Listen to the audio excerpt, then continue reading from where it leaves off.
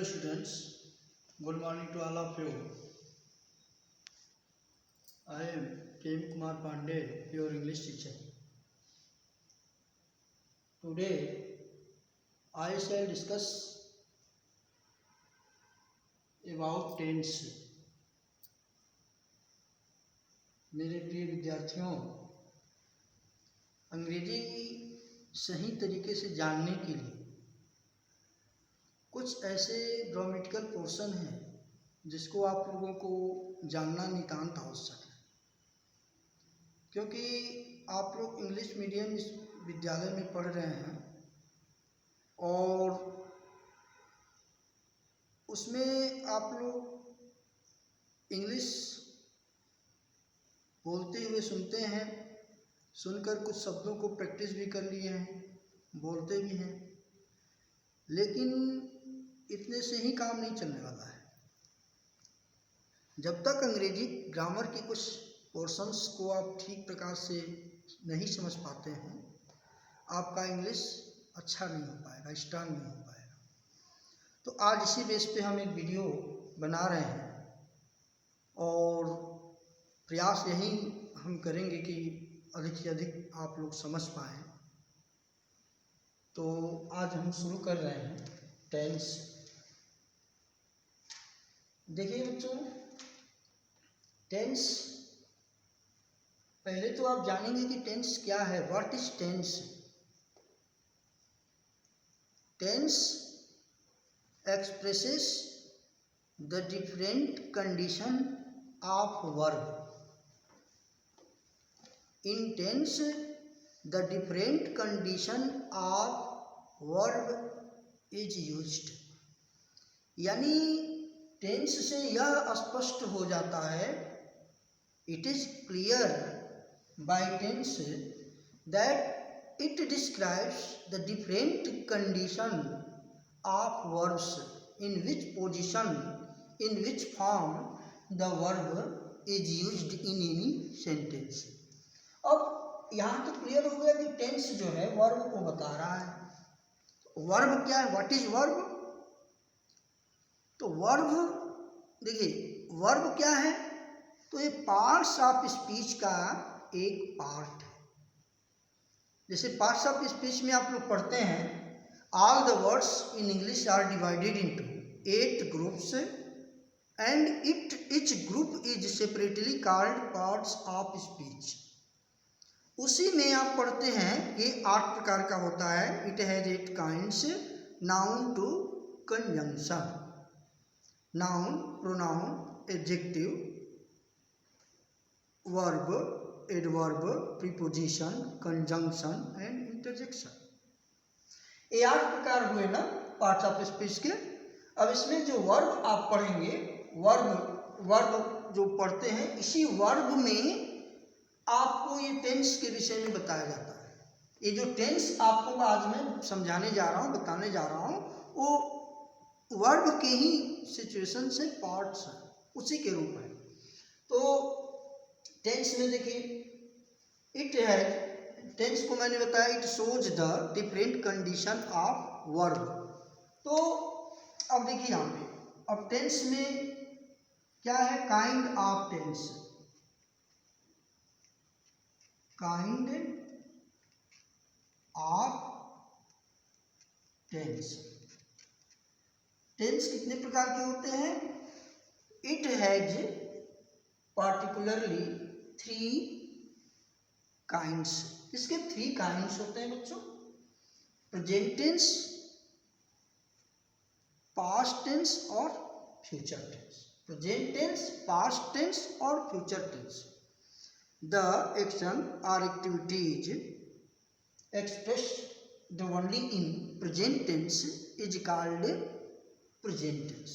जो एक्टिविटीज, जो action present tense के किसी भी फॉर्म में प्रयोग किए जाते हैं वो प्रेजेंट टेंस। अब प्रेजेंट टेंस में जो है, जैसा कि मैंने बताया, टेंस में प्रेजेंट टेंस, दूसरा पास्ट टेंस तीसरा फ्यूचर टेंस। तो ये आपके 3 टेंस हुए। अब प्रेजेंट टेंस में आपको मैं बताया अभी कि all the actions or activities expressed in present tense, यानी प्रेजेंट टेंस के जो एक्टिविटीज हैं, जो एक्शंस हैं, उसको जो सेंटेंस डिस्क्राइब करते हैं वो सेंटेंस प्रेजेंट टेंस के फॉर्म में आएंगे। और इसी प्रेजेंट टेंस में भी अब हर एक टेंस के काइंड्स अलग अलग होते हैं। जैसे ये आप याद रख लीजिए, indefinite,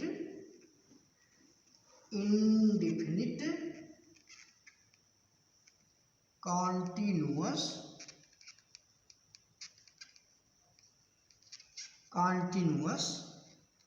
perfect and perfect continuous.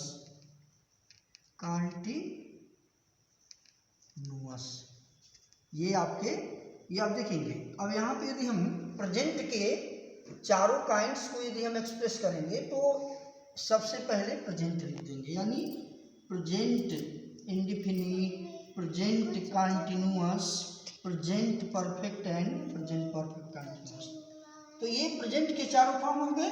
और यदि पास्ट को हम डिस्क्राइब करते हैं तो ये past indefinite, past continuous, past perfect and past perfect continuous. ऐसे ही यदि फ्यूचर के चारों फॉर्म को हम यूज करते हैं तो ये हो जाएंगे future indefinite, future continuous, future perfect continuous. तो इस प्रकार से ये टेंस 12 रूप हो गए, 12 फॉर्म हो गए। और इस सिचुएशन में अब इसी तरह से आप ये जान लीजिएगा कि जो आपने वर्ब के एक्शन, वर्ब जो कि सेंटेंस में आकर के सब्जेक्ट के एक्शन और एक्टिविटीज को परफॉर्म कर रहा है, एक्सप्रेस कर रहा है, तो वर्ब के ये 12 फॉर्म हो गए। 12 के 12 अवस्थाओं में ये यूज हो रहे हैं। वैसे वर्ब की 5 अवस्थाएं आप लोग पढ़े हैं। जैसे कि वर्ब की 5 अवस्थाओं में आपका जो है, जैसे मान लीजिए कि first form, second form. First form जैसे गो को हम ले रहे हैं तो गो आपका यहाँ पे जैसे मान लीजिए कि ये गो है तो गो, फिर गोज, फिर वेंट, फिर यहाँ पे आप आ जाएंगे गॉन, और 5वां हो जाएगा गोइंग। ये जो 5 कंडीशंस आपको मैंने बताया है यहाँ पे, तो ये 5 जो कंडीशन वर्ब के हैं, गो, गोज, वेंट, गॉन और गोइंग, ये 5 कंडीशन है वर्ब के। और ये 5 जो कंडीशन आपको मैंने बताया है, तो ये 5 अवस्थाएं हैं वर्ब की ये 5 अवस्थाएं हैं। और इन 5 अवस्थाएं जो है किसी भी सेंटेंस में यूज हो करके, और जो सब्जेक्ट आता है सब सेंटेंस में, उसकी विभिन्न स्थिति, विभिन्न एक्शन और एक्टिविटीज को परफॉर्म करते हैं। तो ये सारी चीज़ें आपको टेंस के अंतर्गत पढ़ाया जाता है। टेंस के अंतर्गत इनको आप डिस्कस करते हैं, जानते हैं। तो अब देखेंगे प्रेजेंट इंडिफिनिट है, तो प्रेजेंट इंडिफिनिट में अब देखिए, जैसे कि किसी भी, जैसे चाहे वो प्रेजेंट का इंडिफिनिट हो, चाहे पास्ट का इंडिफिनिट हो, चाहे फ्यूचर का इंडिफिनिट हो, तो डिफिनिट माने निश्चित होता है और इनडिफिनिट मीन्स अनिश्चित होता है। जैसे कि डिफिनिट को हम आपको समझा रहे हैं।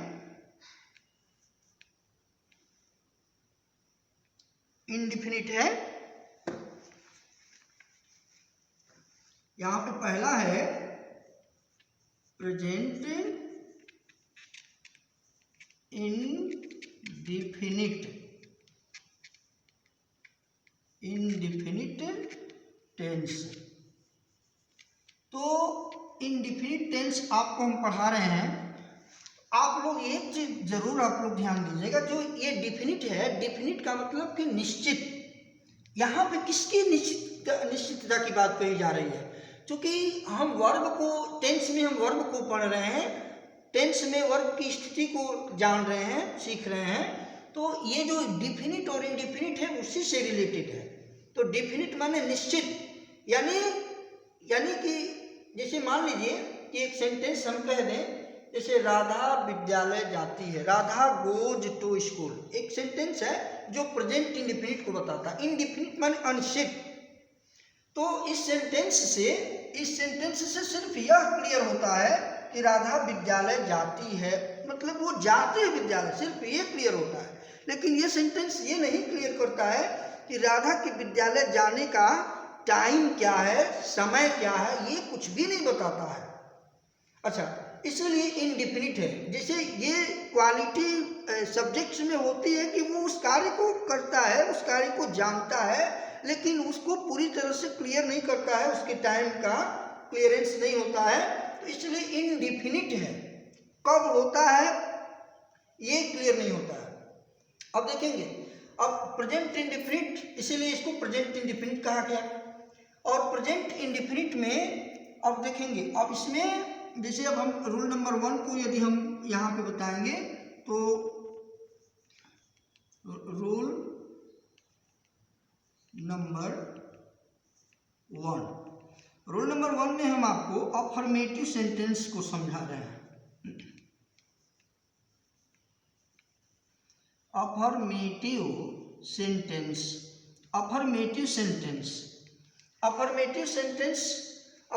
सेंटेंस ये जो है पहला रूल हम आपको समझा रहे हैं। तो इसका स्ट्रक्चर क्या बनेगा? स्ट्रक्चर ऑफ सेंटेंस का स्ट्रक्चर है सब्जेक्ट प्लस मेन वर्ब। ये क्या है? मेन वर्ब का फर्स्ट फॉर्म, और उसमें SRES उसमें ऐड होगा। कब ऐड होता है SRES? जब सब्जेक्ट सिंगुलर का होता है तो इस मेन वर्ब में SRES यूज होता है, और यदि सब्जेक्ट प्लूरल का होगा तो SRES नहीं यूज होगा। जब प्लूरल का सब्जेक्ट यहाँ पे लिखिएगा तो यहाँ पे ये नहीं रहेगा, केवल ये वर्ब यूज होगा, और यहाँ पे आपका ऑब्जेक्ट हो गया। और भी शब्द आते हैं तो इसके बाद आप लोग इसको ऐड कर सकते हैं। जैसे कॉम्प्लीमेंट वगैरह आता है, जैसे मान लीजिए कि वो एडवर्ब वगैरह आता है, तो एडवर्ब वगैरह आता है तो ये इसके बाद, ये भी तो ऑब्जेक्ट, ये भी ऑब्जेक्ट है, और उसके बाद एडवर्ब भी यूज होता है। तो अब देखेंगे यहाँ पे, जैसे अब इसमें हम सेंटेंस ले रहे हैं। जैसे अब यहाँ पे रमेश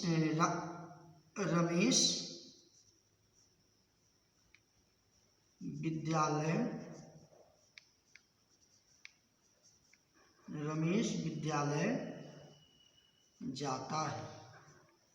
देखिए, इसको यदि हम पूरा इंग्लिश में ही लिखें तो टेंस पढ़ाने का कोई अर्थ नहीं रह जाएगा, क्योंकि जब आपको समझ में आ जाएगा तो उसको आप यूज कीजिएगा। लेकिन अभी सीख रहे हैं, जान रहे, इसलिए एग्जाम्पल बताना जरूरी है।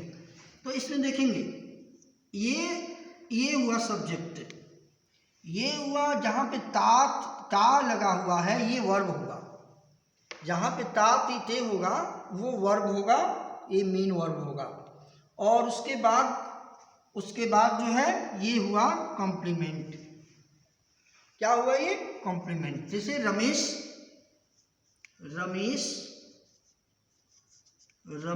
अब यहाँ पे आप ध्यान देंगे कि रमेश सिंगुलर में है कि प्लूरल में है। तो रमेश से एक पर्सन के सेंस का बोध हो रहा है ना, तो ये सिंगुलर नंबर हो गया। अब यहाँ पे मेन वर्ब गो है, गो, तो ये यस या यस हमने आपको बताया है इधर। तो अब यहाँ पे यस ऐड करेंगे। क्यों? क्योंकि ये सिंगुलर है। यदि प्लूरल रहता तो यस नहीं जोड़ते। उसके बाद टू स्कूल। अब एक चीज़ यहाँ पे आप ध्यान देंगे कि जब सेंटेंस में प्लेस का नाम आता है लास्ट में, यानी गो जब यूज होगा तो प्लेस यूज होगा। कुछ शब्द ऐसे अंग्रेजी में हैं, सेंटेंस आप जब बनाते हैं तो उन शब्दों के आधार पे उसका आगे का वर्ड डिपेंड करता है। तो जब भी यहाँ पे गो लिखेंगे तो goes to school, goes to market, goes to Agra, goes to Allahabad, यहाँ कोई प्लेस नेम जरूर आएगा। तो प्लेस नेम चूंकि टू ऐड करने का कार्य करता है, टू ऐसा प्रीपोजिशन है जो दो स्थानों को ऐड कर रहा है, दो लोगों के विचारों को ऐड कर रहा है। तो यहाँ पे टू जो है, यहाँ पे एक प्रीपोजिशन है जो कि दो प्लेस को, एक प्लेस में जहाँ पे रमेश है और दूसरा प्लेस जहाँ पे वो जा रहा है, तो इसलिए यहाँ पे कोई भी प्लेस यहाँ पे हो, केवल होम को छोड़ करके, होम को छोड़ करके बाकी कोई भी प्लेस होगा यहाँ पे टू यूज होगा, चाहे goes to Agra, goes to Lucknow, कोई भी सेंटेंस हो। तो इस तरह से आप इससे आप अनेकों सेंटेंस बना सकते हैं। Radha goes to market, Geeta goes to Gorakhpur, ऐसे आप कोई भी सेंटेंस आप बना सकते हैं। केवल इस एक एग्जाम्पल के आधार पर इसको मत याद करिए, इसके अंतर्गत जितने भी सेंटेंस आते हैं सारे सेंटेंस आप बनाओगे तब समझ में ये पूरी तरह से आ जाएगा। अब एक चीज़ हम आपको समझा दें, यहाँ पे मैंने एग्जाम्पल स्ट्रक्चर में लिखा है ईएस। तो ईएस में आप क्या कैसे कहाँ ईएस जोड़ेंगे, तो ईएस जोड़ने का जो रूल है ये आप जान जाएंगे तो ये इजी हो जाएगा, आपको समझ में जल्दी आएगा कि कहाँ ईएस आप जोड़ रहे हैं। तो देखेंगे ऐसे 6 कंडीशन आते हैं जहाँ पे हम ईएस जोड़ते हैं। कौन कौन से? विथ ओ इंडिंग वर्ब्स, यानी जो भी वर्ब ओ से इंड होंगे। उसके बाद with ch ending verbs, with sh ending verbs, with ss ending verbs, with x ending verbs. यानी ये कंडीशन 5 कंडीशन हुए जहाँ पे यदि लास्ट में वर्ब का लास्ट लेटर यदि इनमें से कोई हो तो वहाँ पे ईएस ऐड करेंगे। और एक कंडीशन ऐसा है, यदि कोई वर्ब वाई से इंड होता है और वाई से पहले कोई वावेल न आया हो, जैसे ये है प्ले, PLAY, तो ये वाई से इंड हो रहा है लेकिन वाई से पहले ए आ गया, तो ए आ गया तो ये जहाँ जहाँ भी ऐसे शब्द आएंगे वो इस 6वें सिचुएशन में नहीं आएंगे। उसमें कैसे होगा, जैसे FLY, ये फ्लाई, ये क्या हो गया फ्लाई, वाई आया हो और वाई का जो प्रोनाउंसिएशन है वो आई हो, फ्लाई, आई, FLY फ्लाई, CRY TRY, ये इस सिचुएशन में जब वाई यूज हुआ होगा तो यहाँ पे हम क्या करेंगे, यहाँ भी विथ वाई इंडिंग वर्ब्स। तो वाई इंडिंग वर्ब्स में ये कंडीशन है। अब यहाँ पे there is no vowel before, just before Y, there is no vowel, there is no vowel before Y, यानी ये कंडीशन होगा तो ये 6वें कंडीशन में यहाँ भी ईएस यूज होगा। तो इसमें कैसे यूज होता है, जैसे यहाँ पे हम लिख रहे हैं TRY plus ES is equal to TRIES, tries हो जाता है। तो ये कंडीशन है ईएस जोड़ने का। अब देखिए, जैसे मान लीजिए कुछ सेंटेंस हम ऐसे बता रहे हैं, जैसे कि ये तो 5 कंडीशन आप लोगों ने जाना। जैसे मान लीजिए मैं अपना विषय पूरा करता हूँ, करता हूँ, मैं अपना विषय पूरा करता हूँ। तो यहाँ पे आई है पूरा। मैंने बताया कि ताप ये ती यहाँ पे लगा हुआ वो दूसरे नंबर पे, ये पहले नंबर पे, ये दूसरे नंबर पे। उसके बाद कंप्लीट पूरा करता हूँ, ये आपका कंप्लीट हो गया। क्या पूरा करता हूँ? आवर सब्जेक्ट, ये तीसरे नंबर पे। आई complete my subject, I complete my subject, ये आपका सेंटेंस हुआ। तो ये ऐसे सेंटेंस बनाएंगे आप लोग। अब जैसे मान लीजिए बच्चे, बच्चे, बच्चे अंग्रेजी, बच्चे अंग्रेजी पढ़ते हैं, पढ़ते हैं। तो यहाँ पे देखेंगे, जब यहाँ पे बिंदी यहाँ पे है में लगा होगा तो प्लूरल होगा। कोई भी सेंटेंस कभी कभी ऐसा होता है ना कि ये प्लूरल और सिंगुलर दोनों में सेम होता है, तो उस कंडीशन में यहाँ पे इससे पहचान में आता है कि ये सिंगुलर है कि प्लूरल है। तो यहाँ पे चिल्ड्रेन, चिल्ड्रेन यानी the children, children, the children पढ़ते हैं, ये दूसरे नंबर पे आ गया। रीड, तो यहाँ पे यस या यस नहीं जोड़ेंगे ना, क्योंकि यहाँ पे प्लूरल में आ गया। यदि सिंगुलर में होता तो यहाँ पे यस, यहाँ पे यस या यस जोड़ा जाता। द चिल्ड्रेन रीड इंग्लिश, ये सेंटेंस आपका प्लूरल का एग्जाम्पल है। तो ये प्लूरल में ऐसे होंगे। और जैसे जो हम यस बताए हैं, तो 6 कंडीशन के बाद जितना कंडीशन बचता है सब जगह यस जोड़ेंगे, बाकी सारे जगहों पे एस जोड़ेंगे और केवल उनके ही उसी कंडीशन में यस जोड़ेंगे। तो इस तरह से आप बहुत सारे सेंटेंस बना सकते हैं। बच्चे अंग्रेजी पढ़ते हैं, गीता, गीता इतिहास पढ़ती है, गीता इतिहास पढ़ती है। रजनी, रजनी आर्ट पढ़ती है। सुमन भूगोल पढ़ती है। यानी जो भी सेंटेंस है, इस फार्मूले के आधार पे, जो सेंटेंस का स्ट्रक्चर मैंने लिखा है उसके आधार पे आप बना सकते हैं, कंप्लीट कर सकते हैं। आज बस इतना ही।